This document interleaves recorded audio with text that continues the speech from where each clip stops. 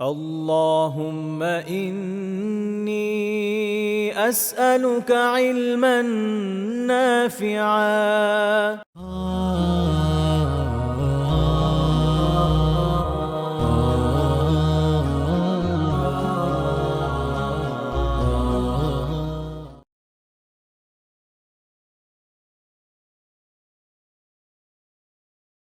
الحمد لله والصلاة والسلام على রাসূলিল্লাহ আম্মা বা'দ। আল্লাহ তাআলার অশেষ শুকরিয়া যে আমরা আমাদের নিয়মিত যে দার্স, যেখানে আমরা রাসূলুল্লাহ সাল্লাল্লাহু আলাইহি ওয়াসাল্লামের পবিত্র জীবন থেকে কিছু বিষয় শেখার চেষ্টা করছি।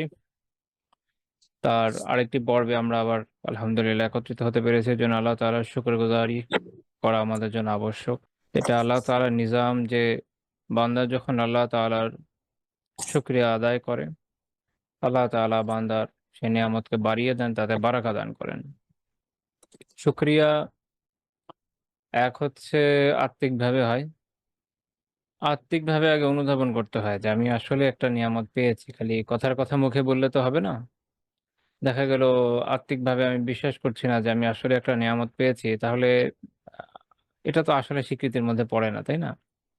তাহলে ১ম কাজ হচ্ছে আত্মিকভাবে মেনে নেওয়া, বিশ্বাস করা। বুদ্ধিবৃত্তিকভাবে কখনো কোনো নেয়ামত এমন হয় যে নফস এটাকে আসলে রেজিস্ট করে।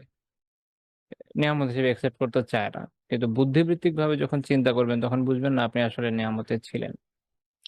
তো এই ক্ষেত্রগুলোতে বুদ্ধিবৃত্তিকভাবে intellectually বোঝা জরুরি যে আমি আলহামদুলিল্লাহ একটা নেয়ামত পেয়েছি।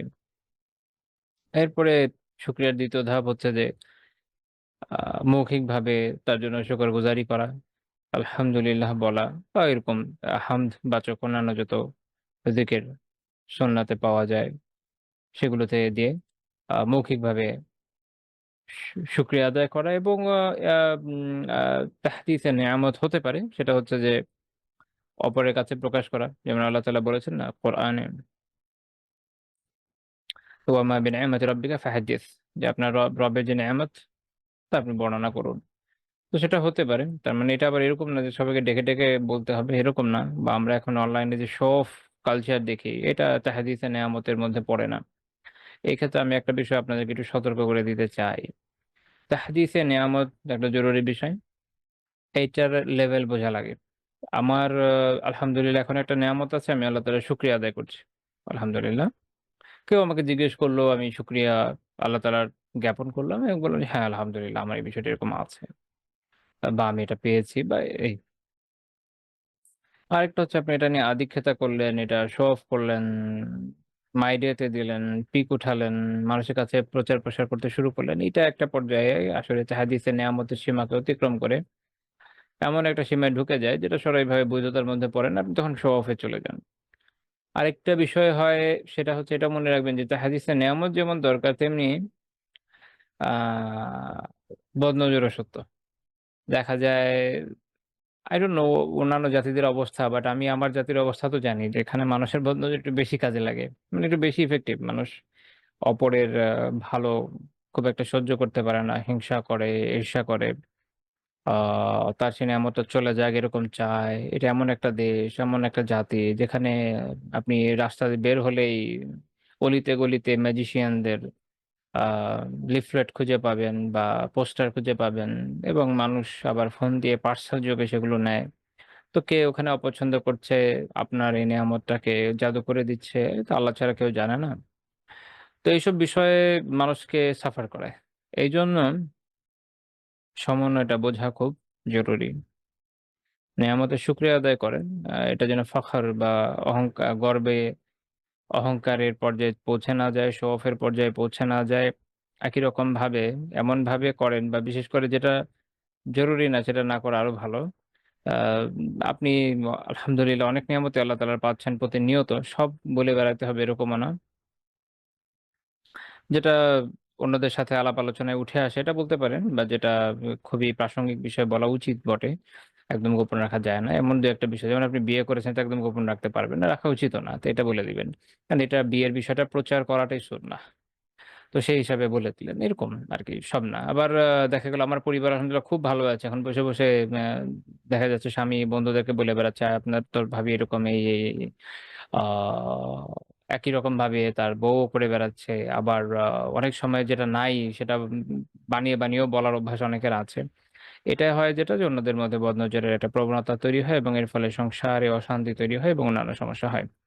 কাজেই তাহদিসে নেয়ামত করেন, পরিমিত পরিমাণে করেন। আর আমাদের আলিমরা একটা খুব মজার বিষয় পরবর্তী যুগে বের করেছেন বা এটা উনাদের প্র্যাকটিসে ছিল, আপনি এটা বলতে পারেন। সেটা হচ্ছে উনারা তাহদিসে নেয়ামত স্বরূপ তাদের নিজেদের জীবনের যে বড়, বড় অর্জনগুলো এগুলো আলাপ আলোচনা করতেন জীবনের শেষ পর্যায়ে এসে। আমরা এখন তো যাদেরকে মোটামুটি দেখি আরকি, আম তারা আলহামদুলিল্লাহ আল্লাহ তাআলা তো সবাইকে অনেক নেয়ামত দিয়েছেন। তো দেখা যায় যে অনেক অল্প বয়সেই সেগুলোর একটু বেশি তাহাজ্জুদ হয়তো করে ফেলেন। আল্লাহু আলাম। আমরা আমাদের প্রবীণ এবং প্রাচীন আলিমদেরকে একটু ডিফারেন্টলি দেখি। উনারা জীবন সায়ান্নে এসে তখন তাহাদিসে নেয়ামত করতেন, আত্মজীবনী লিখতেন বা উনাদের ছাত্ররা আলোচনা করতেন। মেক্সিমাম ক্ষেত্রে পাবেন যেটা যে নিজেরা তেমন কিছু বলেন নাই, উনাদের ছাত্ররা আলোচনা করেছেন। এটার বারাকা হচ্ছে এইখানে যে আপনি মা মানুষের যে কুনজর এগুলো থেকে একটু বেঁচে থাকলেন আরকি আলহামদুলিল্লাহ। কারণ আপনার তো দরকার নেই শো অফ করা। আপনার দরকার হচ্ছে নেয়ামতটা পাওয়া। তো নেয়ামত পাওয়াটা জরুরি। তো উনারা এইদিকে ফোকাস করেছেন বেশি। আর নেয়ামতের শুকরগুজারিও আলহামদুলিল্লাহ করছেন, আমলের মাধ্যমে করছেন সেটা নিয়ে একটু পরে বলব। আরেকটা হচ্ছে কি যে সেটার যে এক্সপ্রেশন আর এখনকার মতো এত তো আ ইয়ে ছিল না। এভাবে তো ছড়ায় ছিটিয়ে যেত না যেকোনো তথ্য, তাই না? আগে একটা সময় এমন ছিল যে আমি আলহামদুলিল্লাহ কোনো একটা নিয়ামত পেলাম। আমার আশেপাশে গুটি কয়েক লোকই আসলে জানলো। কয়জনের জানতো? এখন একজন মানুষ Facebook এ দিচ্ছে, Insta তে দিচ্ছে, ওর YouTube এ দিচ্ছে বা যাই করছে না কেন এর মাধ্যমে এত বেশি মানুষের কাছে বিষয়টা যাচ্ছে যেটা আগেকার যুগে অকল্পনীয় ছিল। কাজেই ওই সময়ের সাথে তো তুলনা করে লাভ নাই। তবে আমার কাছে মনে হয় আল্লাহু আলাম যে এইটাই বেশি নিরাপদ। আ বিশেষ করে যদি শেষ জীবনে করা যায়। আর যেটা বললাম যে যেটা না বলতেই না, যেটা বলা জরুরি ওইরকম জায়গাগুলোতে বলেন। কিন্তু এই যে অতিমাত্রা শো অফ এর যে প্রবণতা আমাদের মধ্যে তৈরি হয়েছে এটা ক্ষতিকর। অত্যন্ত ক্ষতিকর, সতর্ক থাকা উচিত। প্রত্যেকটা জিনিসের ব্যাপারে। নিজের জীবন, নিজের চাকরি, উপার্জন, স্ত্রী আ বা স্বামী, আ বাচ্চা-কাচ্চা, বাচ্চা-কাচ্চা ভালো নাকি আ এভরিথিং। মানে খুব বিচিত্র একটা সময় আমরা পার করছি। এটা মানে মাথায় রাখেন যে মনে করেন আপনি বললেন যে আ লাইক বাচ্চা-কাচ্চার বিষয় ধরেন। কারো বাচ্চা-কাচ্চা খুব শান্ত বলছে, আমার বাচ্চা-কাচ্চা অনেক শান্ত। কারো মনে হবে, ওনার বাচ্চা কত শান্ত, আমার বাচ্চা কত দুষ্ট। আবার আপনি কাউকে বললেন যে, আমার বাচ্চা-কাচ্চা খুব দুষ্ট। এখন যাকে বললেন তার হলো এরকম যে, তার বাচ্চা-কাচ্চা দুষ্টুমি করে উনি খুব চায় কিন্তু তার বাচ্চা-কাচ্চা অতি শান্ত এবং তিনি যে কোথায় যেন শুনেছেন দুষ্ট বাচ্চারা অত্যন্ত মেধাবী হয়। তার বাচ্চা-কাচ্চা অত্যন্ত দুষ্ট। অনেক কিছু হয়। বা কখনো এরকম হয় যে, আলহামদুলিল্লাহ আল্লাহ আপনাকে অনেক কিছু দিয়েছেন। আচ্ছা। আবার আপনি দেখালেন যে, না আমার আসলে তেমন কিছু না, অল্প নিয়ে আমি চলছি। মাশাআল্লাহ! কিছু ছাড়াই আপনি কত চমৎকার চলছেন। তো আপনি যাই বলেন তাতেই সমস্যা আরকি। সিচুয়েশন এরকম। তো এজন্য রয়েছে চলা ভালো। যতটুকু সামর্থ্যে কুলায়। আচ্ছা, তা আমি এটা ওই প্রসঙ্গে বললাম যে, তাহাদিসে নিয়ামত আমি যদি শুকরগুজারির একটা হিসেবে তো এটা টিকা হিসেবে বলা। তো তাহলে আমরা নিয়ামত আত্মিকভাবে, বৌদ্ধিকভাবে এবং মৌখিকভাবে শুকরিয়া আদায় করব নিয়ামতের। ৩ নাম্বার বিষয় হচ্ছে আমল। আমলের মাধ্যমে নিয়ামতের শুকরিয়া আদায় করতে হয়। আল্লাহ তাআলা যে নিয়ামত দিয়েছেন সেটাকে আমলের মাধ্যমে তার শুকরিয়া আদায় করতে হয়। আপনি একটা জায়নামাজ নেয়ামত হিসেবে পেয়েছেন, একটা হাদিয়া পেয়েছেন বা নিজে কিনেছেন যেটাই হোক না কেন। আপনি নামাজই পড়লেন না। এটা আমলীভাবে এটার কোনো আ শুকরিয়া আদায় হলো না। আপনি একটা কিতাব আলহামদুলিল্লাহ পেয়েছেন। আপনি একদমই পড়লেনই না, ওইটারও শুকরিয়া আদায় হলো না। লাইকওয়াইজ আ যেমন আলহামদুলিল্লাহ আমরা একটা চমৎকার দর্সের চেষ্টা করছি। আমি পারছি কিনা তো আল্লাহ ছাড়া কেউ জানেন না। আর আপনারা যারা শুনছেন তারা বলতে পারবেন। আমি বলছি না যে আমি চমৎকার দর্শ দিচ্ছি। আমি বলছি যে আমরা চমৎকার দর্শে এটা চেষ্টা করছি। অর্থাৎ টপিকটা চমৎকার। এইটার গুরুত্ব, এটার সৌন্দর্য, এটার মাহাত্ম্য হচ্ছে এটার টপিকে। যেই ব্যক্তি সত্তাকে কেন্দ্র করে আমাদের আলোচনা তাকে নিয়ে সাল্লাল্লাহু আলাইহি ওয়াসাল্লাম। এই হিসেবে বলেছি। আমার নিজের দর্শের এমন কোনো খাসিয়ত নেই। তো এইখানে আমরা যেহেতু একটা বিষয় নিয়ে আলোচনা করছি, এখন আমার দিক থেকে এই নিয়ে আমাদের শুকরিয়া হচ্ছে এরকম যে আলহামদুলিল্লাহ আমি এটা ঠিকমতো হক আদায় করে আপনাদের সামনে নিতে পারছি কিনা, যতটুকু প্রয়োজন সে অনুযায়ী দিতে পারছি কিনা। আ এর মাধ্যমে আসলেই আপনাদের কাছে কোনো নাফা বা উপকার পৌঁছাতে পারছি কিনা এটা হলো খুব গুরুত্বপূর্ণ বিষয়। আপনারা উপকৃত হচ্ছেন কিনা আদৌ। আ এবং আপনাদের পড়াতে আমি শুধু পড়িয়ে যাবো, লিপ সার্ভিস দিয়ে যাবো এটা হলে হবে না। আমার নিজের জীবনে পরিবর্তন আসছে কিনা, আমি জিনিসটাকে আত্মস্থ করতে পারছি কিনা এটা আমার জন্য জরুরি। আমি যদি ওটা করতে পারি তাহলে সেটা আমার আপনি বলতে পারেন যে এটা আমার আমলি একটা শুকরগুজারির মধ্যে পড়বে। এট দ্যা সেম টাইম আপনাদের শুকরগুজারির জায়গা আছে। আল্লাহ তাআলা যেহেতু এই তাওফিকটা দিয়েছেন আলহামদুলিল্লাহ এই দর্সটা আপনারা করছেন। আপনাদের কাজ হচ্ছে নিয়মিত শোনা, অনুধাবন করা, উপলব্ধি করা, নিজেদের জীবনে আমলে পরিণত করা। একটা বই দিয়েছি, বইটা বাংলা অনুবাদও পাওয়া যায়। কিনে পড়ে দেখতে পারেন। বাট আমি একদম ফুললি যে ফলো করছি এরকম না। যারা দেখছেন হয়তো বুঝতে পারছেন। শুধু টপিকটা ফলো করি আমি।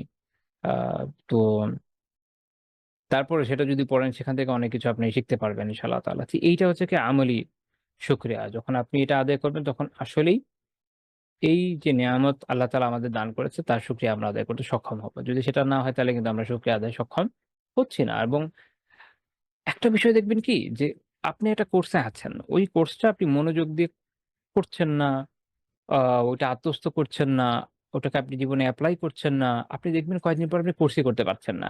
এই ২ দিন, ৪ দিন, ৬ দিন আপনি দর্সে আছেন এরপর আপনি নাই। আচ্ছা কেন এটা কেন হলো? ওই যে ওই কথায় আবার আসেন যে আল্লাহ তাআলা কি বলেছেন? লাইন শাকারতুম লাযিদান্নাকুম যদি তোমরা শুকরিয়া আদায় করো, তাহলে আমি তোমাদের অনেক বাড়িয়ে দিব। এটা আল্লাহ তাআলা নির্দেশ। আপনি শুকরিয়া আদায় করেন, এইভাবে শুকরিয়া আদায় করেন, তাহলে দেখবেন আপনি শেষ পর্যন্ত আছেন। দেখবেন ওই লোকরাই শেষ পর্যন্ত আলহামদুলিল্লাহ লেগে আছে আলহামদুলিল্লাহ। যারা এই স্টেপ গুলো অনুযায়ী শুকরিয়াটা আদায় করেছে। আর যাদের মধ্যে এই অবস্থা নাই, অনুধাবন নাই, মৌখিকভাবেও শুকরিয়া নাই, আ আমলে নাই।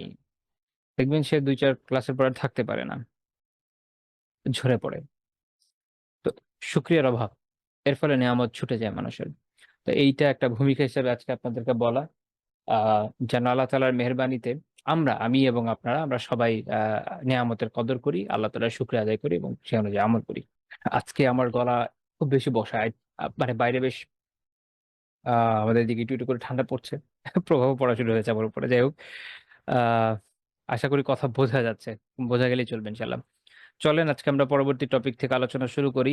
রাসূলুল্লাহ সাল্লাল্লাহু আলাইহি ওয়াসাল্লাম তার নাতিদের জন্য সুন্দর নাম নির্বাচন করতেন। এটা হচ্ছে আমাদের ৬ নাম্বার পয়েন্ট। আমরা এই বিষয়ে কিছু ফিকহি আলোচনা করব ইনশাআল্লাহ।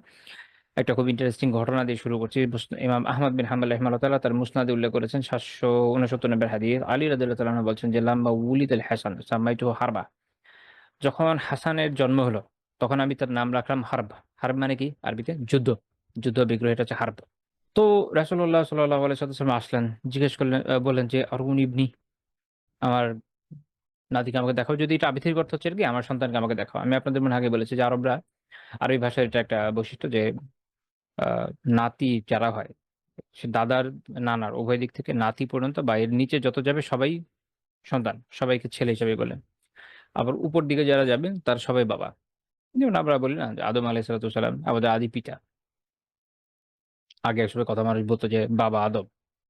আমাদের বাংলাতেও প্রচলিত ছিল। অনেকে হয়তো শুনে থাকবেন। এটা হচ্ছে মানে ধারাটা হচ্ছে এভাবে কাজ করে। তো তিনি বললেন যে, "আমার সন্তানকে দেখাও।" মা সাম্মাইতুমুহু তার কি নাম রেখেছো তোমরা? তো তিনি বললেন যে, "হারব।" খুশি, খুশি। আমার ছেলের নাম রেখেছি হারব যুদ্ধ।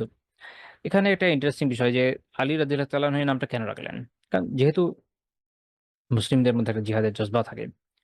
তো উনি চিন্তা করেছেন যে সে অনুযায়ী আমি নাম রেখে দিই। নাম রেখে দিলেন যে হারব।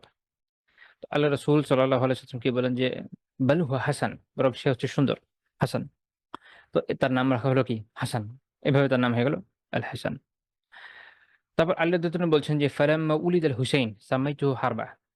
যখন হুসাইনের জন্ম হলো, হুসাইন রাদিয়াল্লাহু তাআলার যখন জন্ম হলো, আলী রাদিয়াল্লাহু তাআলা বললেন যে, "আমি তার নামও রাখলাম কি?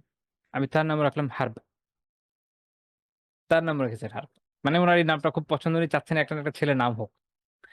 তো আগের মতোই রাসূলুল্লাহ সাল্লাল্লাহু আলাইহি ওয়াসাল্লাম আসলেন, আ বললেন যে, "আমার সন্তানকে দেখাও। কি নাম রেখেছ?" তিনি বললেন যে, "হারব।" আল্লাহ রাসূল বললেন, "বাল হুয়া হুসাইন।" বরং সে হচ্ছে হুসাইন। হাসান থেকে হুসাইন। আরবি ব্যাকরণিকভাবে এটার কিছু চেঞ্জ আসছে, অর্থ একই। সুন্দর।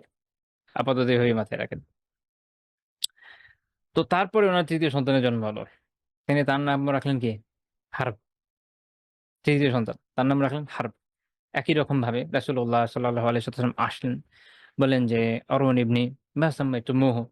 আমাকে আমার সন্তানকে দেখাও, তার কি নাম রেখেছো? বললেন হার।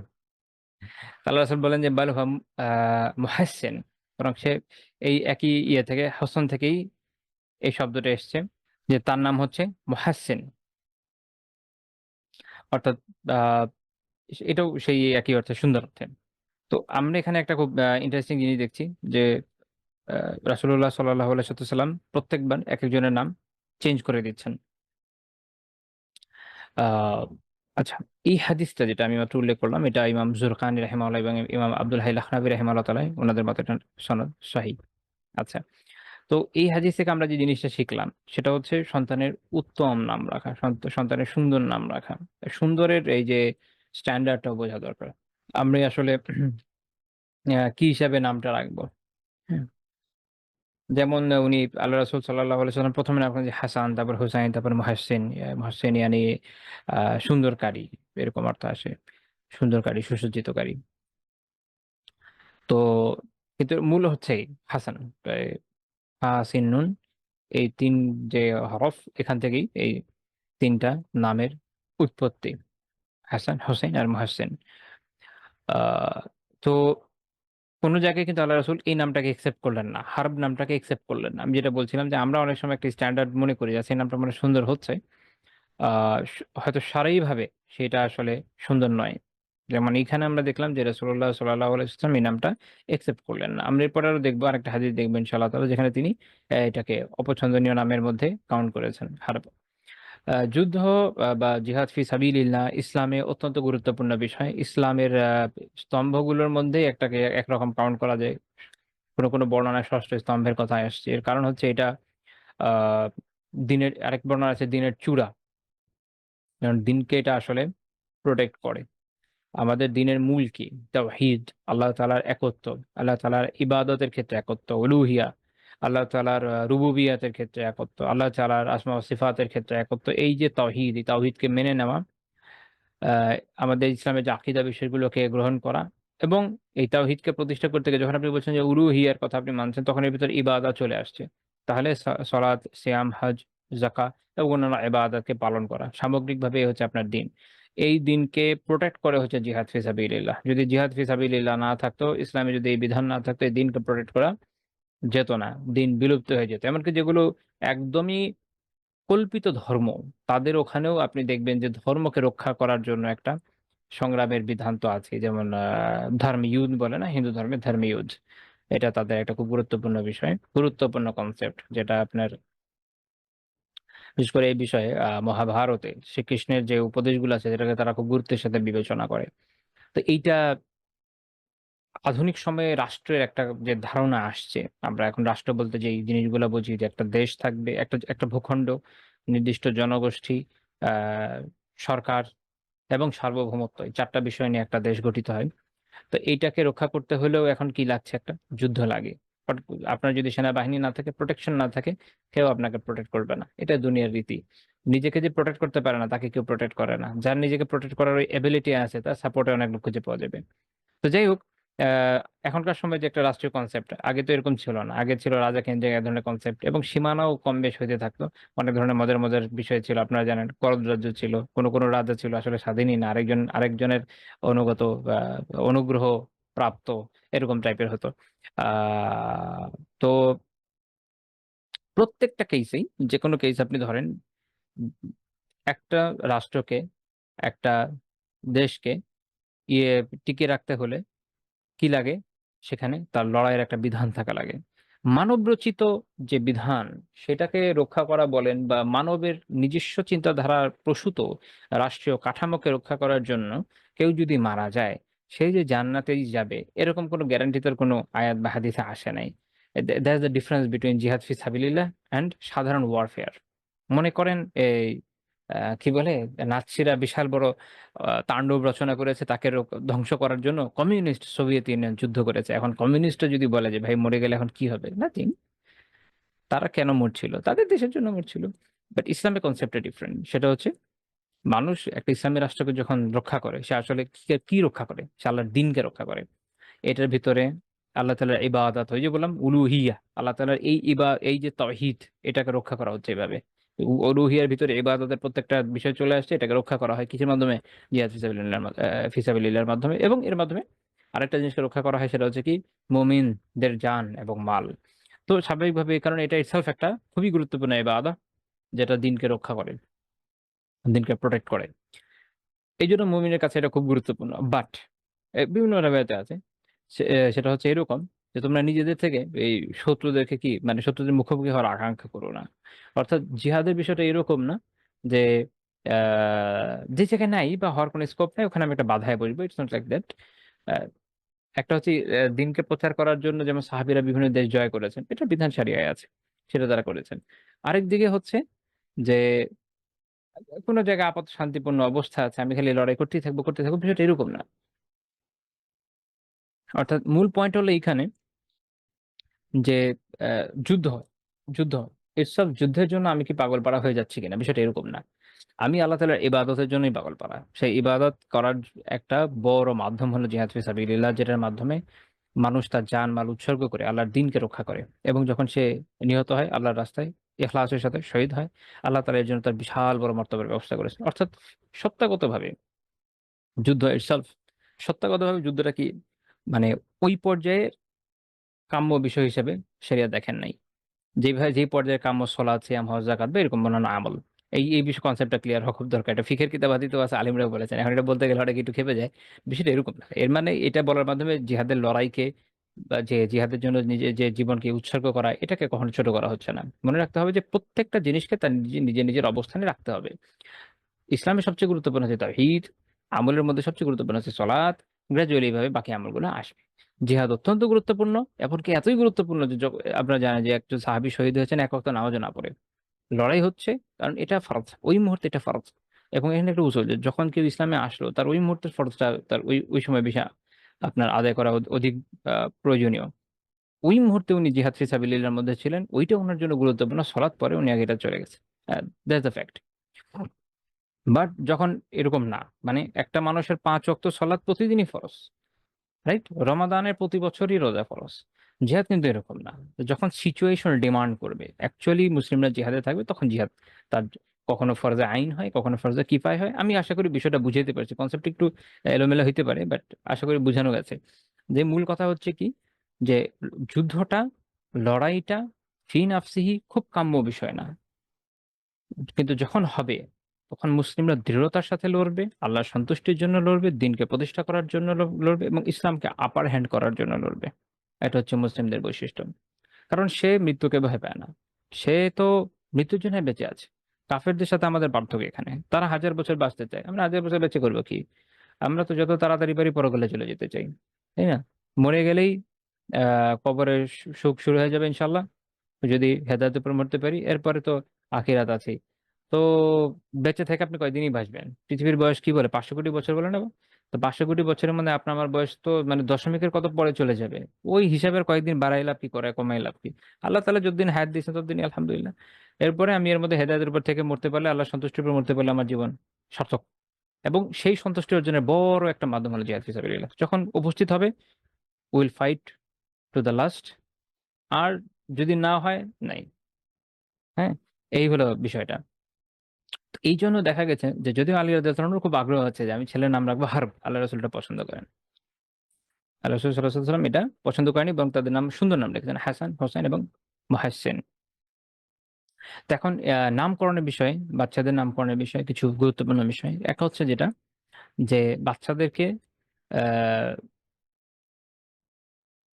সুন্দর নামকরণ এটা হচ্ছে সুন্নাহ। সুন্দর নাম দেওয়া এটা হচ্ছে সুন্নাহ। এবং সবচেয়ে আ আল্লাহ তাআলার কাছে সবচেয়ে সবচেয়ে প্রিয় হচ্ছে এটা, যেটা হচ্ছে ধরেন এই যে আব্দ বা ওবাইদ বা এরকম একটা কিছু দিয়ে বান্দা যুক্ত করে আল্লাহ তাআলার কোনো একটা নাম যুক্ত করা। এটার দলিল হচ্ছে সহিহ মুসলিমের হাদিস, ইন্না আহাব্বা আসমাইকুম ইলাল্লাহি আব্দুল্লাহ ওয়া আব্দুর রহমান।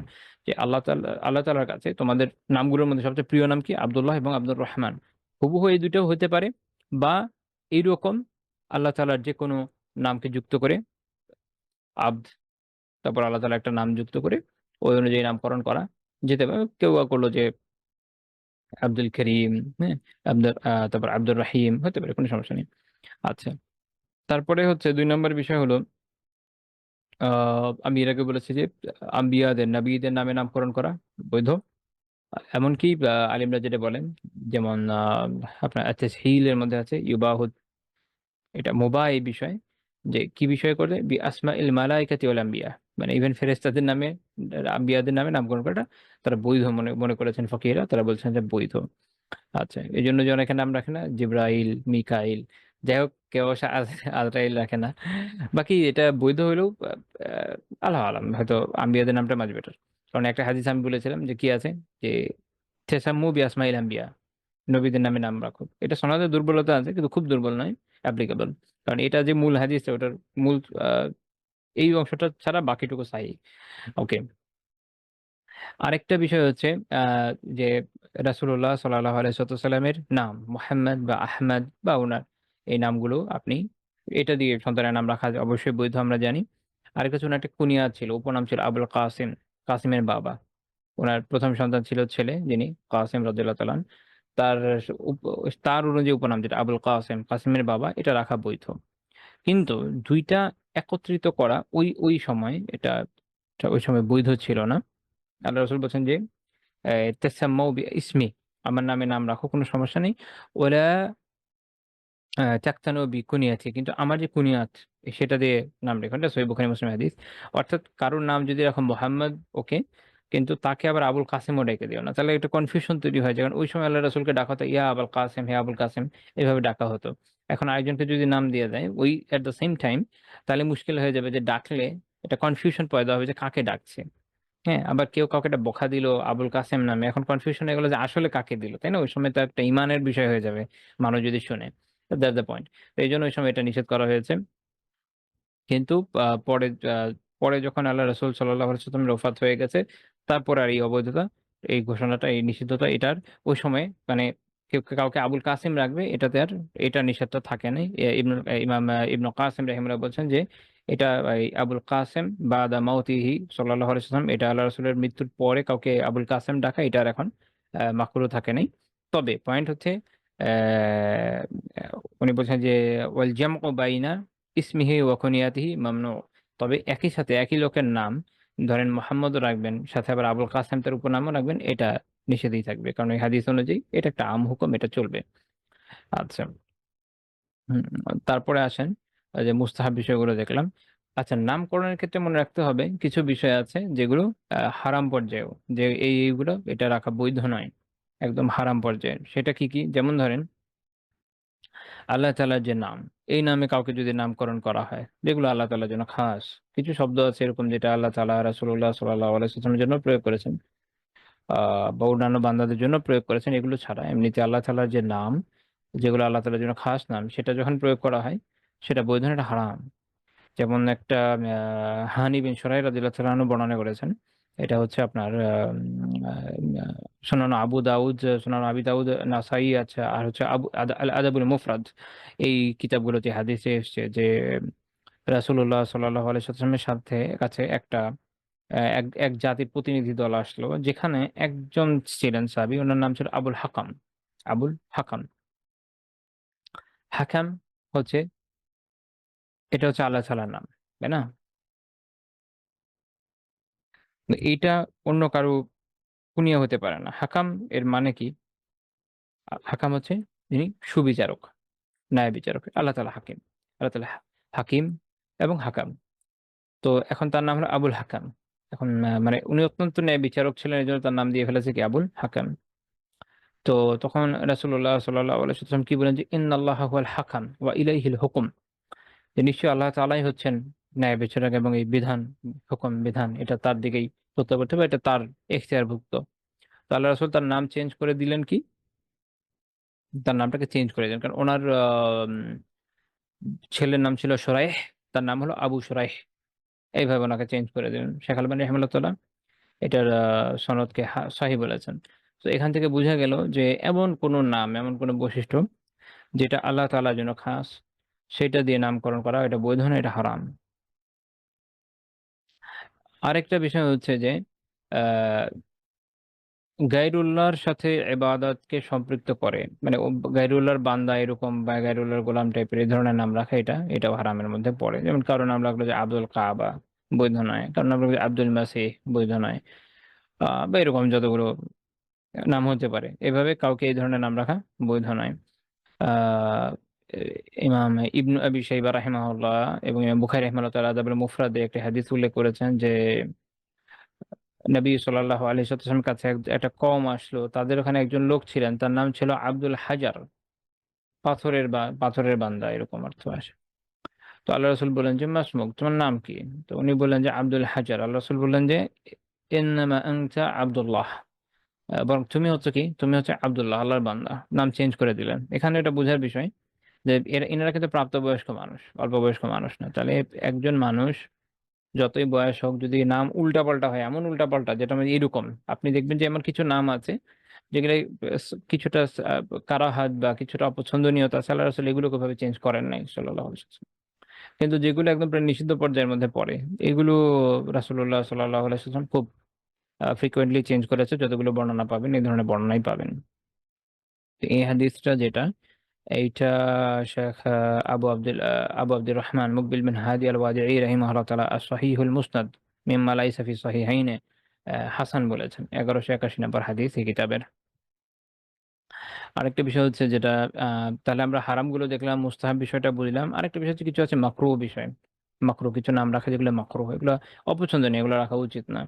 আ যেগুলো হচ্ছে কাবিহ বা নিকৃষ্ট কিছু নাম বা গুনাহ অবাধ্যতার সাথে সম্পৃক্ত কিছু নাম, এগুলো বৈধ না। যেমন আলিমরা উল্লেখ করেছেন। যেমন এই যে একটা আমরা দেখলাম হার্ব, কারো নাম রাখলো হার্ব, যুদ্ধ। ইটস যুদ্ধ এটা আমি বলছি যে এটা অপছন্দনীয় বিষয়।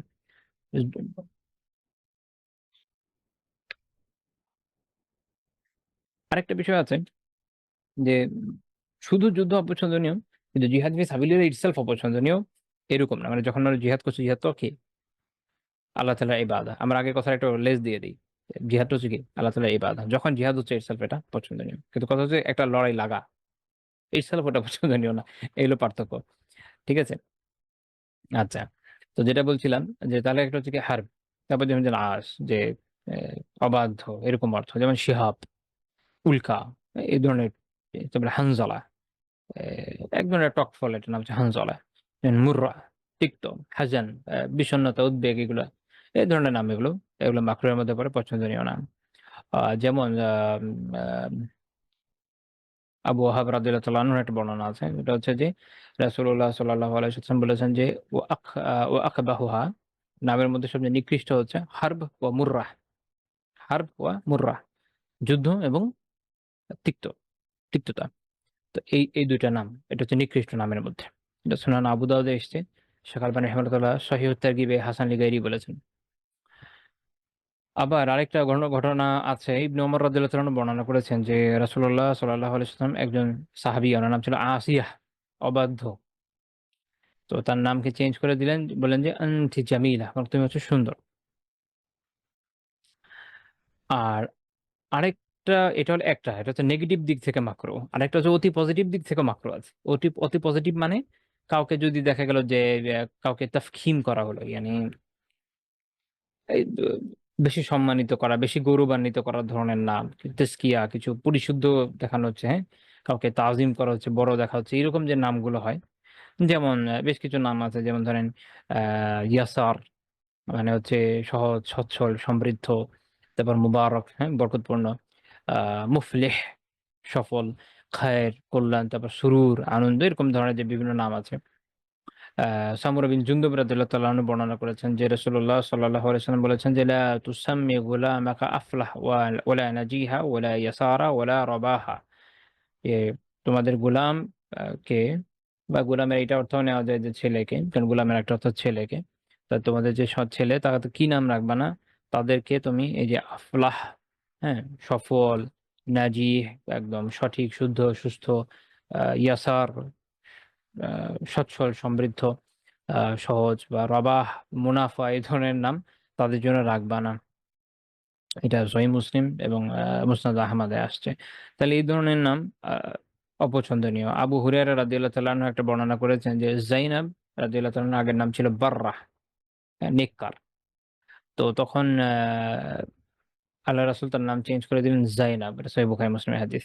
তাহলে এখান থেকে আমরা এই ইলমটা অর্জন করলাম আলহামদুলিল্লাহ যে নামকরণের বিষয়ে বেশ কিছু মূলনীতি আছে। সুন্দর নাম রাখতে হবে। আল্লাহ তাআলার বান্দা হিসাবে একটা নাম রাখা খুব সুন্দর। নবীদের নাম রাখা যেতে পারে বা এর বাইরে যেকোনো সুন্দর শব্দে যেটা একটা ভালো অর্থ বহন করে সেটা রাখা যেতে পারে। তবে সেটা অপছন্দনীয় ধরনের যে বিষয়গুলো আছে, অবাধ্যতা বোঝায় বা হিংস্রতা বোঝায়, এই টাইপ জিনিস থেকে বেঁচে থাকা দরকার। আরেকটা হচ্ছে আবার বেশি ভালো, বেশি পবিত্রতা দেখায় এগুলো থেকেও বেঁচে থাকা দরকার। আ তবে এখানে একটা ব্যাপার যে যদি কেউ সাহাবীদের কারো নামের সাথে মিল রাখতে গিয়ে রাখে, আলেমরা ওখানে আবার নিষেধাজ্ঞা দেন নাই। কোন সাহাবীর নাম এরকম ছিল। আরবদের কিছু বিচিত্র নাম ছিল। এখানে একটা ব্যাপার আছে যেটা বললাম যে ইরসাল যে জিনিসটা হিংস্রতা দেখাচ্ছে, খারাপ দেখাচ্ছে ওগুলা তো গ্রহণযোগ্য না। আ কিন্তু আ আরবরা কখনো কিছু বিষয়ের নাম রাখতো একটু ডিফারেন্টলি। আপনি অনেকের নাম পাবেন প্রাচীন আলেমদের যাদের নাম হচ্ছে সালাবাহ, সালাবাহ সাহাবীদের নামও পাবেন। সালাবা মানে কি? সালাবা মানে হচ্ছে খেক শিয়াল। এই নামের কারণ কি? আরবদের বৈশিষ্ট্য ছিল। তারা ওই যে নাম রাখে না আসাদ, সিংহ বা সালাবা। কারণ ওই সালাবা হচ্ছে সালাব যেটা হয়, এই শিয়াল যেটা হয় খুব ধূর্ত প্রাণী হয়। তো তারা আশা করত যে পোলাপাইনও খুব ধূর্ত হবে। এরকম আরকি। তো আসাদ, সিংহ সাহসী প্রাণী। তো যারা চেয়েছে সাহসী হবে ওভাবে নাম রেখেছে এরকম। তো সেগুলোর উপর বেস করে রাখা ওটা আবার অবৈধতার মধ্যে পড়বে না। যদি হতো তাহলে রাসূলুল্লাহ সাল্লাল্লাহু আলাইহি ওয়াসাল্লাম এরকম এতগুলো সাহাবী ছিলেন যাদের নাম এরকম চেঞ্জ করতেন। কারোটা চেঞ্জ করেন নাই।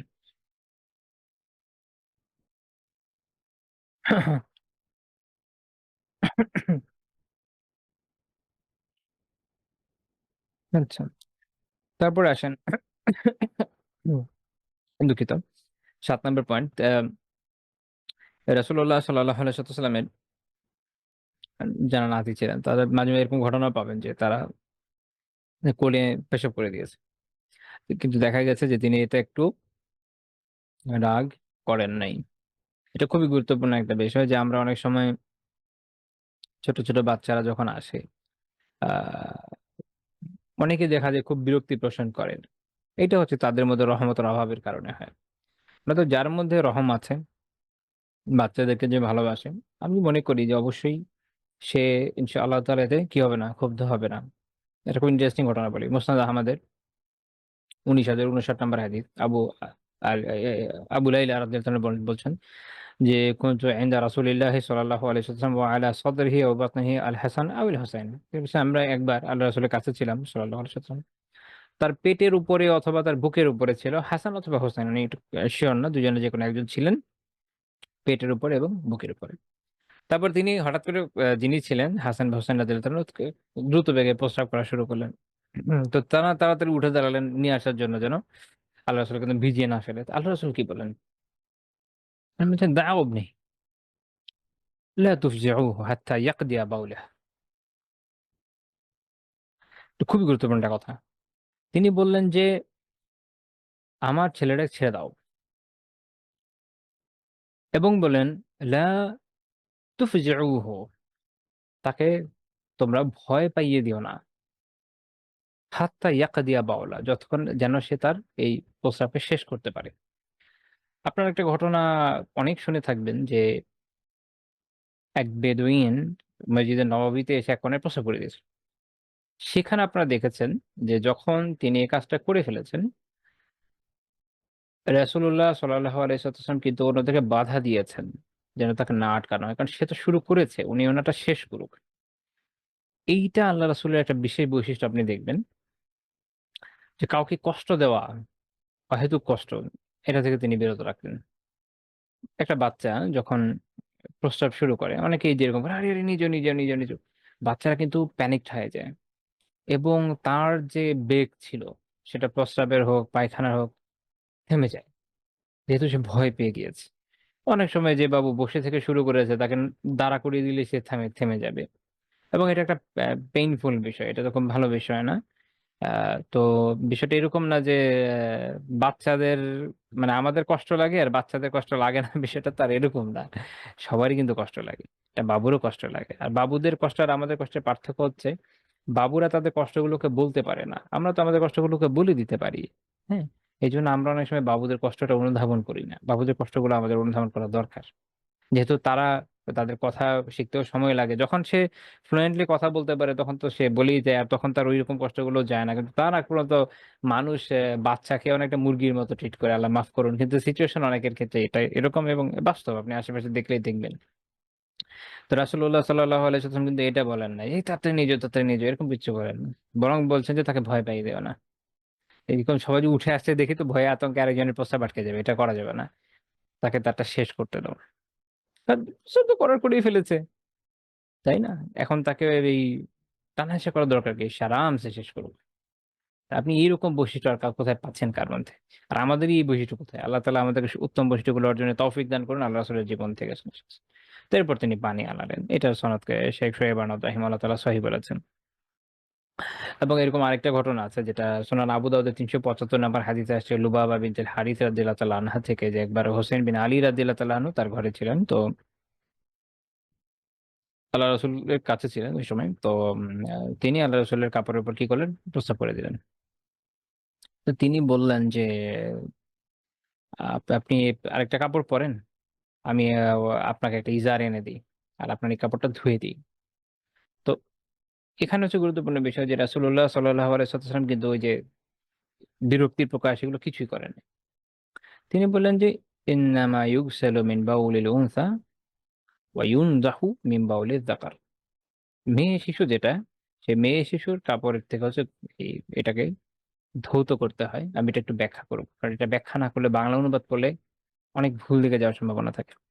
তো তিনি বললেন যে মেয়ে শিশুর কাপড় আমি এখন যেটা ব্যাখ্যা করছি, যদি বলছি শুধু ধৌত, এটা শুধু ধৌত না, এটার মধ্যে আরো কথা আছে যে এটা হচ্ছে ধুতে হয় মেয়ে শিশুর। ছেলে শিশুর ক্ষেত্রে এটা হচ্ছে কি করতে হয়?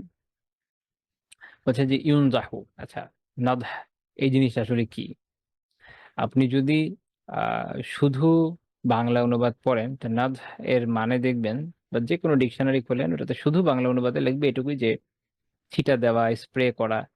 এইটা আসলে এটা শব্দটার এটা অর্থ পরিপূর্ণ অর্থ বহন করে না। এইটা একটু খেয়াল রাখতে হবে। অনেকে এইজন্য মনে করেছেন যে ছেলে শিশু যদি প্রস্রাব করে দেয়, একটু পানি নিবো, এই পানি নিবো, একটু ঢালবো, একটু ছিটা দিব, পাক হয়ে গেছে। না, এই হাদিসে এই কথা বলে নাই। ইমামরা ওইভাবে বুঝেন নাই। এই অর্থ কেউ নিয়েছে এটা আমার জানা নাই। ইমাম খাত্তাবী রাহিমাহুল্লাহ তাআলা মাআলিমুস সুনানে আবু দাউদের একদম প্রাচীনতম ব্যাখ্যা। কি বলছেন? যে মানে নাদহ এর মানে হচ্ছে কি? উনি বলছেন এটা ওই গোসলই, এটা এক ধরনের গোসলই। পার্থক্য কি? পার্থক্য হচ্ছে যে এইটাতে আ বিলা মারশ এটাতে আপনার উনি ব্যাখ্যা করছেন যে এটার মধ্যে এই যে খচা, নিংড়ানো এগুলো লাগে না। ঠিক আছে? আমি জাস্ট এমনি অর্থটা বলে দিই। মূল কথা হচ্ছে এইখানে যে আ এইখানে যেটা বলা হচ্ছে যে নাজহ এর মানে হলো এই যে ভালো অ্যামাউন্টের পানি, একটা বিপুল অ্যামাউন্টের পানি নিয়ে যেখানে কাপড় ওটার উপর যদি আপনি একদম ঢেলে দেন, হ্যাঁ? ধুয়ে একদম পানি দিলেন, একদম ধুয়ে গেল। এইটা একটা অর্থ হয়। অথবা আপনি পানির মধ্যে এটা শুধু চুবিয়ে উঠিয়ে নিলেন, এটাও এর অর্থের মধ্যে পড়ে। অর্থাৎ আমরা যেটা বলি না যে গাসল কি জিনিস? যখন কাপড়কে ধোয়া, পাক করা, গাসলের কথা আসবে যেমন একজন সাহাবিয়া তিনি আ তার যে ঋতুস্রাবের ব্লাড এটা লাগা কাপড়কে পরিষ্কারের জন্য মাসালা জানতে চাচ্ছেন আল্লাহ রাসূল কি বলেছেন? তখন তিনি যে বিধানটা শিখিয়ে দিয়েছেন সেটা কি? এটাকে করতে হবে। কি বলে এটাকে? আ আ কোরকে ধুতে হবে আরকি একটু। তারপরে এটাকে ভালো করে নিংড়ে-টিংড়ে পানি দিয়ে পরিষ্কার করতে হবে। তো এটা হলো অ্যাকচুয়ালি একটা কাপড়কে পাক করার বিধান। বাকি এটা নিয়ে একটা ইখতিলাফের জায়গা আছে। আপনারা হয়তো জানেন যে কয়বার ধোয়া লাগে। আ হানাফেলাদের অবস্থান মুফতাহাবি কওল হলো ৭ বার। হানাফিয়ারা উনারা ৩ বার বলেন। মালিকি এবং শাফিঈদের মত হচ্ছে যে ১ বার। ইমাম আহমদ রাহিমাহুল্লাহ থেকেও ১ বার একটা মত আছে এবং ইমাম ১ বার না সরি এটা হচ্ছে কি মানে যতবার লাগে আরকি। একবারে যথেষ্ট যদি পারফেক্টলি ক্লিন হয়। এবং ইমাম ইবনে কুদামা রাহিমাহুল্লাহ মুগনিতে এটাকে প্রাধান্য দিয়েছেন। শেখ উসাইমিন রাহিমাহুল্লাহ এই মতের পক্ষে যে সরল মুমতিতে আলোচনা করেছেন যে যদি একবারে এমনভাবে পাক হয়, পরিষ্কার হয়ে যায় আলহামদুলিল্লাহ কোনো সমস্যা না থাকে, তাহলে এটা কয়েকবার ধোয়ার প্রয়োজন নেই, একবার যথেষ্ট। মানে আবশ্যিক পর্যায় হলো ১। এরপরে যদি আগে বাড়তে চায় বাড়তে পারে। তো এটা হলে এমনিতে স্বাভাবিকভাবে যখন কোনো নাপাকি লাগে এটাকে পরিষ্কার করার নিয়ম। তো যদি মেয়ে শিশুর এরকম প্রস্রাব লাগে সেটা এভাবে ধুবে। ছেলে শিশুর হলে কি এটার এইভাবে করকানোর দরকার নেই। আপনি পানির মধ্যে একটা চুপ দিয়ে উঠান, হয়ে যাবে। অথবা ওটার উপরেই পানি ঢেলে দেন। একদম প্রচুর পরিমাণ পানি ঢাললেন, হয়ে গেল। এটা পাক হয়ে গেল। এটা হচ্ছে নাজ। এটা মানে খালি স্প্রে করা না। তো এই জন্য ইমাম খিরাকি রাহিমাহুল্লাহ তাআলা মুখতাসারুল খিরাকিতে কি বলছেন? উনি বলছেন যে ইল্লা বাউলুল গুলাম আল্লাযী লাম ইয়াকুল আত-তাআম। এখানের মাসালা যে কোন গুলাম, কোন বাচ্চা, কোন শিশুর, যে কোনো বয়সের শিশু না। আল্লাযী লাম ইয়াকুল আত-তাআম, যে বাচ্চা খাবার খায় না, মানে এখনো দুধ খাচ্ছে, শুধুই দুগ্ধপোষ্য, দুধের বাইরে অন্য কিছু সে খায় নাই। ফাইন্নাহু লাহু ইউরাশুল মাউ আলাইহি, যে তার হচ্ছে এরপর মা পানি ঢেলে দিবে। এবং ইমাম ইবনে কুদামা রাহিমাহুল্লাহ মুগনিতে, আপনারা জানেন হয়তো মুগনি কিন্তু মুখতাসারুল খিরাকির ব্যাখ্যা আসলে। এই বইটা একটা ব্যাখ্যা গ্রন্থ, স্বতন্ত্র গ্রন্থ না। মুখতাসারুল খিরাকির এটা ব্যাখ্যা আল মুগনি। আচ্ছা, তো এখানে আরেকটা গুরুত্বপূর্ণ কথা ইমাম ইবনে কুদামা রাহিমাহুল্লাহ নোট করেছেন। সেটা হচ্ছে কেউ আবার এই হাদিস দেখে এরকম মনে করেছে, মনে হয় ছেলে শিশুর প্রস্রাব পাক, পাক না, নাপাকি। বাকি এই যে পাক করা হচ্ছে, একটা জিনিসকে পাক না নাপাক এই ঘোষণা আমরা দিচ্ছি কোত্থেকে? এটা শরিয়া বলছে, এটা সিমাই বিষয়।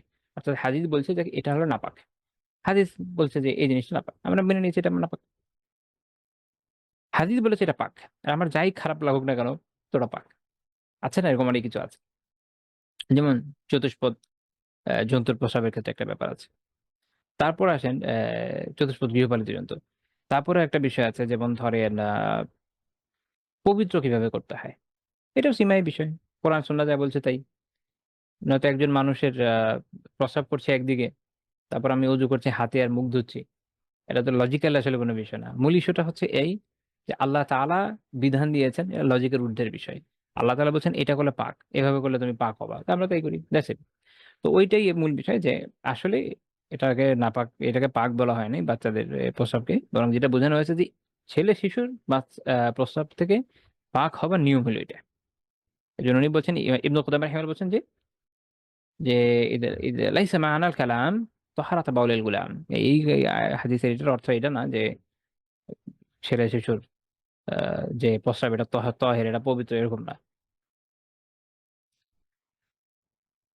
তিনি বলছেন যে ইন্নামা আরাদা আন্না বাউলাল গুলাম আল্লাযী লাম ইয়াতআম আত-তাআমা ইউজজিউ ফীহি রাশ। তিনি বলছেন যে এই কথার অর্থ হচ্ছে এটার উদ্দেশ্য হচ্ছে এই যে যেই ছেলে শিশু খাবার খাওয়া শুরু করে নাই, তার এটাকে পাক করার জন্য এই পানি ঢেলে দাও, এটাই যথেষ্ট। উনি ব্যাখ্যা করছেন যে রাশ মানে খালি স্পেইং না। উনি বলছেন যে ওয়া হুয়া আই ইয়ামহাদা আলাইহিল মা হাত্তা ইয়াগমুরা লা ইয়াহতাজু ইলা মারশ ওয়া আসর।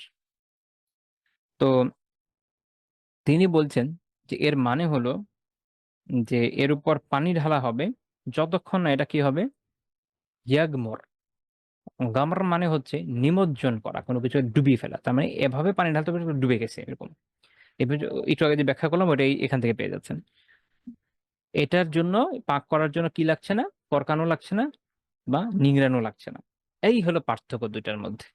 আমি এটা একটু বিশেষভাবে ব্যাখ্যা করলাম এই জন্য যে বাংলা বাংলা কিছু জায়গাতে অনুবাদ আমি দেখেছি ওই হাদিসটার বিভিন্ন সময়। যদি কেউ ওই অনুবাদ অনুযায়ী বুঝে থাকে এবং মাসালা প্রয়োগ করে থাকে, সে ভুল কাজ করবে, দেখা যাবে কাপড় নাপাক কাপড় নিয়ে নামাজ পড়বে বসে থাকবে। এই জন্য এটা আমি সতর্ক করতে বললাম, যেহেতু লেকচারটা থাকবে ইনশাল্লাহ অনলাইনে। তো এই যে মতটা যে এইভাবেই, যদি হানাফি আলমের ক্ষেত্রে ভিন্ন মত রাখেন, বাকি জুমহুরের মত হচ্ছে এটা। এবং এটা এটা হযরত আলী রাদিয়াল্লাহু তাআলা আনহু, আতা রাহমাতুল্লাহি আলাইহি, হাসান রাহমাতুল্লাহি আলাইহি, শাফি, ইসহাক রাহিমাহুল্লাহ ওনাদের মত গেল। তারপরে পয়েন্টে আসেন, ৮ নম্বর পয়েন্ট আমাদের, যে নাতিদের জন্য আল্লাহ তাআলার কাছে তিনি কি করতেন? আশ্রয় প্রার্থনা করতেন, দোয়া করতেন তাদের তাদের জন্য, আহ মানে তারা যেন নিরাপদ থাকে এই জন্য দোয়া করতেন। এটা সহিহ বুখারী ৩৩৭১ নম্বর হাদিসে আছে। ইবনে আব্বাস রাদিয়াল্লাহু আনহু বর্ণনা করেছেন যে কানা নবী সাল্লাল্লাহু আলাইহি ওয়াসাল্লাম ইউআউযিদুল হাসান ওয়াল হুসাইন ওয়া ইয়াকুল ইন্না আবাকুমা কানা ইউআউযিদু বিহা ইসমাঈল ওয়া ইসহাক। রাসূলুল্লাহ সাল্লাল্লাহু আলাইহি ওয়াসাল্লাম হাসান এবং হোসেন রাদিয়াল্লাহু আনহুকে একটা দোয়ার মাধ্যমে, আমি একটু পরে দোয়াটা বলবো, আল্লাহ তাআলার কাছে তাদের জন্য আশ্রয় প্রার্থনা করতেন এবং বলতেন যে তোমাদের পিতা ইব্রাহিম আলাইহিস সালাম তিনি ইসমাঈল এবং ইসহাক আলাইহিস সালামকে এই দোয়া দিয়ে আল্লাহ তাআলার কাছে আশ্রয় প্রার্থনা করতেন। সেটা কি? আউযু বিকালিমাতিল্লাহি তাম্মাহ মিন কুল্লি শাইতানিন ওয়া হাম্মাহ ওয়া মিন কুল্লি আইনিন লাম্মাহ। খুবই চমৎকার দোয়া। এটা আপনাদের হিফজ করা উচিত। বা রিয়াদুস ইয়েতে পাবেন, হিসনুল মুসলিমে পেয়ে যাবেন। সেটা কি দোয়াটা কি যে আমি আল্লাহ তাআলার যে পরিপূর্ণ কালিমা সমূহ তার মাধ্যমে আশ্রয় প্রার্থনা করছি।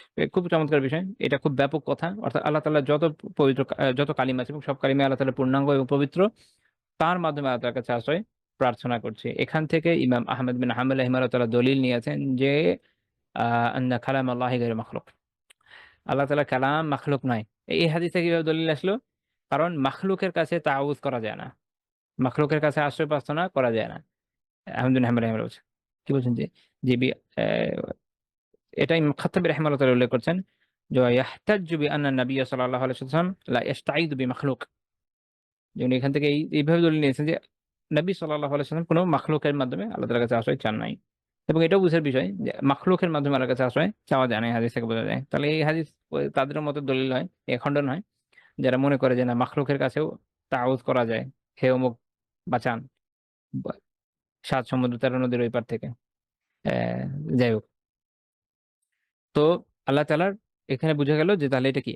আল্লাহ তাআলার কালাম মাখলুক নয়। এই হাদিস থেকে এই অংশ থেকে এটা বোঝা গেল। তো ১ম কাজ হচ্ছে আল্লাহ তাআলার পরিপূর্ণ কালিমা সমূহের মাধ্যমে তার আশ্রয় প্রার্থনা করা। কি থেকে? মিন কুল্লি শাইতান, সকল শয়তান থেকে। কুল্লি শাইতান ইয়ানি ইমাম ইবনে হাজার রাহিমাহুল্লাহ বলছেন যে ইয়াদখুলু তাহতাহু শায়াতিনুল ইনসি ওয়াল জিন। মানুষ এবং জিন সকল ধরনের শয়তানের অন্তর্ভুক্ত।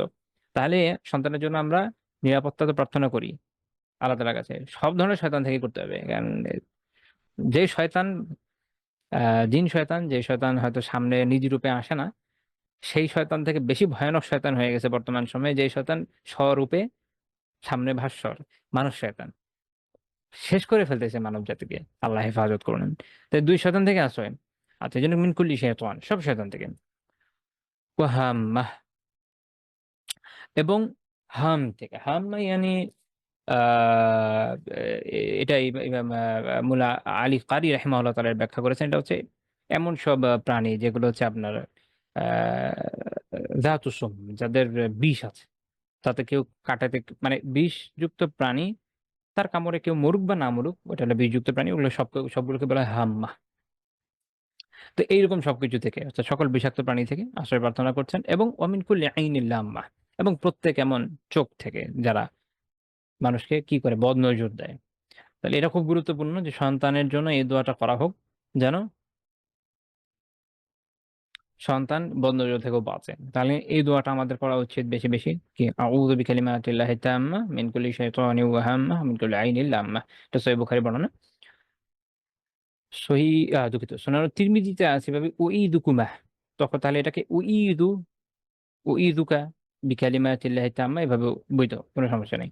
বাট আপনি এভাবে করতে পারেন, ওভাবে করতে পারেন, কোনো সমস্যা নেই। যেকোনোভাবেই করা যায়।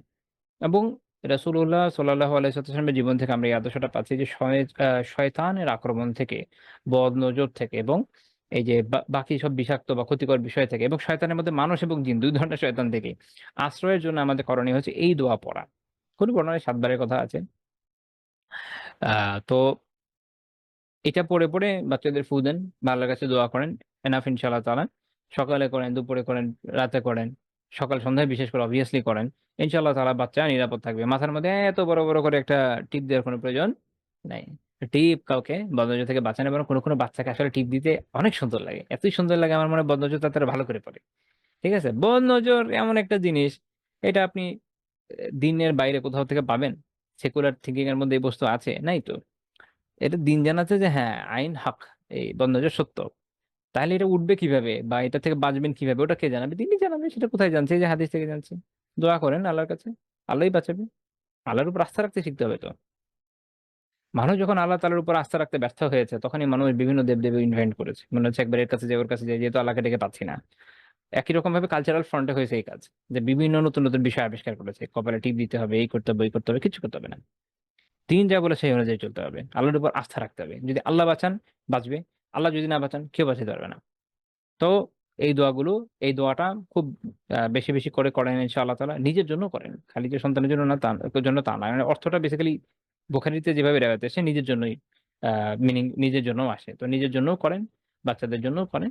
এটা আমাদের একটা শিক্ষার উপকরণ। এবং এখানে আমরা দেখি যে রাসূলুল্লাহ সাল্লাল্লাহু আলাইহি ওয়াসাল্লাম তার নাতিদের জন্য এভাবে দোয়া করছেন। হ্যাঁ? আমাদের তো বাপ মা সন্তানের জন্য দোয়া করার ক্ষেত্রে অনেক ক্ষেত্রে অতটা না, সিরিয়াস নন, এটা দুঃখজনক। তাহলে এখানে দাদা বা নানাদের, দাদি বা নানীদের একটা শিক্ষার উপকরণ আছে, তারা যেন তাদের নাতিদের বিষয়ে এই বিষয়ে সতর্ক থাকেন না। আগে এক সময় ছিল যারা অনেক বয়স্ক ছিলেন, কারো কারো এরকম একটা টেন্ডেন্সি ছিল, আলহামদুলিল্লাহ বাচ্চাদের জন্য দোয়া খায়ের করতেন। আজকাল কি হচ্ছে আল্লাহ একমাত্র ভালো জানে। তো এই আমাদের এই চেঞ্জটা আনতে হবে যেন আমরা আমূলে একটা জিন্দেগি করতে পারি নিজেদের জন্য, হ্যাঁ, সন্তানদের জন্য ইনশাআল্লাহ তাআলা। পয়েন্ট নাম্বার ৯ হচ্ছে তিনি তার নাতিদেরকে বিভিন্ন দোয়াও শিখাতেন। খালি যেভাবে ইয়ে করছেন, তাদেরকে রক্ষা করার জন্য নিজে দোয়া করছেন তা না, তাদের দোয়া শিখাতেনও। এবং আমাদের উচিত এখান থেকে শেখা যে আমরা ছোট থেকেই সন্তানদেরকে কি করব, দোয়া শিখাতে শিখাতে বড় করবো। আপনাদের মনে আছে যে হাসান রাদিয়াল্লাহু তাআলা আনহু রাসূলুল্লাহ সাল্লাল্লাহু আলাইহি ওয়াসাল্লাম যখন মারা যান তখন অনেক অল্প বয়স ছিল, তাই না? গত ক্লাসে বলেছি অনেক অল্প বয়স। কিন্তু দেখেন আল্লাহ রাসূল কিন্তু তখনই তাকে খুব গুরুত্বপূর্ণ একটা দোয়া শিখিয়েছে। কোনটা? এটা আপনার দোয়ায়ে হাসানও বলে। সেটা হচ্ছে যে আপ ভেতরের সলাতে যে দোয়াটা পড়া হয়, আপনারা জানেন হয়তো সুনানুত তিরমিজি ৪৬৪ নম্বর হাদিস। যদি ভালো মুখস্থ না থাকে আপনি সার্চ করলেও পেয়ে যাবেন। কারণ অনেকে অন্যান্য যে আরো কিছু দোয়া আছে সেগুলো পড়ে থাকেন এর ভিতরে। যেগুলো হাদিস আছে সবগুলোই বৈধ। আ তো এই দোয়াটা হচ্ছে ওই যে আল্লাহুম্মা হদিনি ফিমান হাদাইতা ওয়া আফিনি ফিমান আফাইতা ওয়া তাওয়াল্লানি ফিমান তাওয়াল্লাইতা ওয়া বারিক লি ফিমা আ'তাইতা ওয়া কিনি শাররা মা কাযাইতা ফাইন্নাকা তাকদি ওয়া লা ইউকযা আলাইকা ওয়া ইন্নাহু লা ইয়াযিল্লু মান ওয়া ইন্নাহু লা ইয়াযিল্লু মান ওয়ালাইতা তাবারাকতা রাব্বানা ওয়া তাআলাইতা। এই দোয়াটা হচ্ছে যে হে আল্লাহ, যাদের আপনি হিদায়াত করে হেদায়েত করেছেন তাদের সাথে আমাকেও হেদায়েত দান করেন। যাদের আপনি অকল্যাণ দূর করেছেন, আমাকেও তাদের মতো এই অকল্যাণ দূরে রাখুন আমার থেকে। যাদের আপনি আপনার অভিভাবকত্বে রেখেছেন, তাদের সাথে আমাকেও আপনার অভিভাবকত্বে রাখেন। আপনি আমাকে যা দিয়েছেন তাতে বারাকা দান করেন। আপনি আমার আ তাকদীরে যা রেখেছেন তার ক্ষতি থেকে আমাকে, অর্থাৎ বা যে ধরনের সমস্যা হতে পারে, যা হতে পারে তা থেকে আমাকে রক্ষা করেন। কেননা আপনি ফয়সালা করেন, আপনি তাকদীর নির্ধারণ করেন। আপনার বিপরীতে কেউ ফয়সালা দিতে পারে না।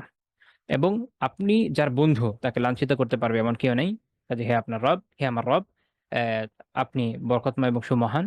এই হচ্ছে দোয়াটা। এটা ইমাম তিরমিজি রাহিমাহুল হাসান বলেছেন এই হাদিসকে। তো এই হাদিসটা আ থেকে আমরা একটা জিনিস বুঝলাম যে সন্তানকে অল্প বয়স থেকে যদি এগুলো শেখানো যায়, তো তার ভালো মতো এগুলো কিন্তু আত্মস্থ হয়। হাসান রাদিয়াল্লাহু তাআলা আনহু এত অল্প বয়সে এটা শিখেছেন। উনার তো খেয়াল ছিল এবং উনার থেকে আমরা এই হাদিসটা কি হয়েছে পেয়েছি। এবং এখন সারা দুনিয়াতে মুসলিমরা এই দোয়ার উপর আমল করে যাচ্ছে। আলহামদুলিল্লাহ। কাজেই ছোটদেরকে ছোটবেলা থেকেই ছোট, ছোট দোয়া ধীরে, ধীরে মুখস্থ করা শুরু করবেন। দোয়া মুখস্থ করার ক্ষেত্রে একটা নিয়ম নিজের জন্য, অন্যদের জন্য। মোস্ট প্র্যাকটিক্যাল যেটা সবচেয়ে বেশি প্রয়োজনে আছে যেটা এই দোয়াগুলো, এবং ১ম এ সবচেয়ে ছোট, ছোট দোয়াগুলো হিফজ করতে হয়। সবচেয়ে ছোট, ছোটগুলো নিজে করবেন, বাচ্চাকে করাবেন। আ একই রকমভাবে হাদিস বা আয়াতও যদি করেন, গ্র্যাজুয়ালি যখন একবার মুখস্থটা ধরে ফেলতে পারে একটা মানুষ, তখন তাকে আস্তে, আস্তে বড়গুলো দেওয়া যায়। তো সে তখন গ্র্যাজুয়ালি এটার তার আরো বাড়তে থাকে। সে আরো মুখস্থ করে, আরো মুখস্থ করে। এবং আমি তো খুব উৎসাহ দেই এই বিষয়ে যে হিসনুল মুসলিম একটা বই আছে। সবাই জানেন, চিনেন। আ এইটা আমি মনে করি যে একজন মুসলিমের আগাগোড়াই মুখস্থ থাকা উচিত। আমার নিজেরও উচিত, আপনাদেরও উচিত। সবার জন্যই উচিত। ইভেন এরপরও অনেক দোয়া বিভিন্ন কিতাবে কিন্তু রয়ে যায়। কিন্তু ন্যূনতম এই দোয়াগুলো থাকা উচিত। অনেকে মনে করেন এটা হচ্ছে সর্বোচ্চ। এরপরে মনে হয় নাই, না এরকম না ভাই, অনেক আছে। এরপরও অনেক দোয়া রয়ে গেছে যেটা এই কিতাবে আসলে কি আসে নাই।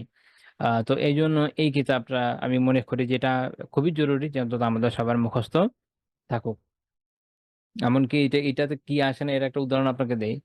আ যেমন হানাবেলাদের কাছে রুকু থেকে উঠার পর যে দোয়াটা তাদের কাছে মাসনুন, মানে সবচেয়ে বেশি গুরুত্বপূর্ণ হিসেবে যেটাকে তারা প্রাধান্য দিয়েছে, সবগুলোই মাসনুন যেগুলো হাদিসে এসেছে। এর মধ্যে যেটাকে অধিক গুরুত্ব দিয়েছে মুফতাহি কওল হিসেবে ওইটাই হিসনুল মুসলিমের মধ্যে নাই। ওইটাই কোথায় নাই? হিসনুল মুসলিমের মধ্যে নাই। তিরমিজির এটা ৪৬৪ নাম্বার হাদিস।